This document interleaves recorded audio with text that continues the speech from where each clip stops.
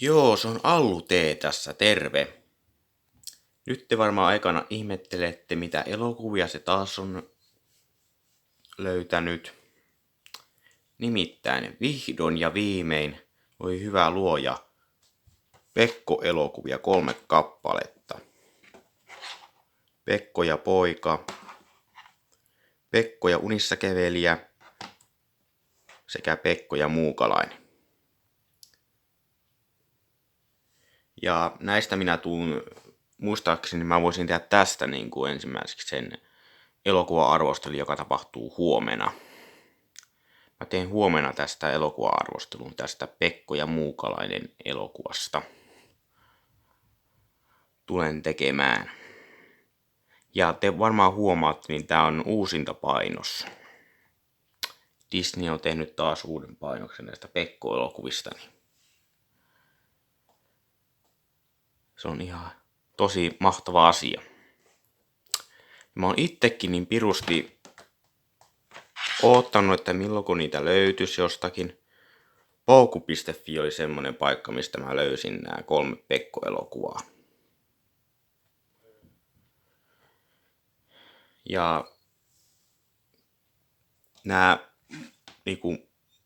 tämä on Timo Koivusalon sekä käsikirjoittama, ohjaama ja tuottama, ja se myös näyttelee tuossa pääosaa. Samaten on myöskin tässä näin.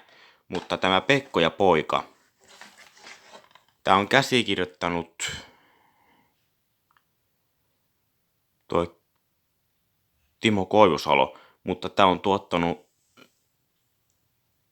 Pertti Spede Pasanen Vaina on tuottanut tämän Pekko ja poika-elokuvan. Että tää ei ole Timo Koivusalon tuottama, vaikka tässä lukeekin, että artista viime. Spede, oottako tää on vähän huurussa? No, kyllä te varmaan näette siitä. Spede Tuotanto Oy, Artista Filmi Oy. 2 firmaa. Juu. Nämä on semmosia elokuvia, jotka sopii myös lapsillekin. Ihan voisin sanoa kyllä, kun mä oon kattonut nämä 3. Eilen me katsottiin poikien kanssa tämä iltavideoksi. 2 kertaa peräkkäin katsottiin. Oli kyllä hyvä elokuva. Ja samoin myös tämä ja myös tämä. Ja tämä on, muistaakseni on semmonen elokuva, tää Pekko ja unissakävelijä, että nämä menee jonnekin hoitolaan hoitoon, tai Pekko varsinkin, niin menee tonne hoitolaan. Niin kuin mä tuossa sanoinkin, niin näistä mä teen arvostelun näistä Pekko-elokuvista. Mä oon nyt kattonut nämä läpi totta kai, ja voisin kyllä mainita, että tämä S-merkintä kyllä sopii aivan mielettömän hyvin. Koska eihän näissä mitään pahaa ole. Ja mikäli tekin haluatte Pekko-elokuvia, niin esimerkiksi Pouku.fi, semmonen kauppa, niin semmonen kauppa on, niin siellä löytyy. Ei siellä varmaan muistaakseni kaikkia Pekko-elokuvia löytynyt, mutta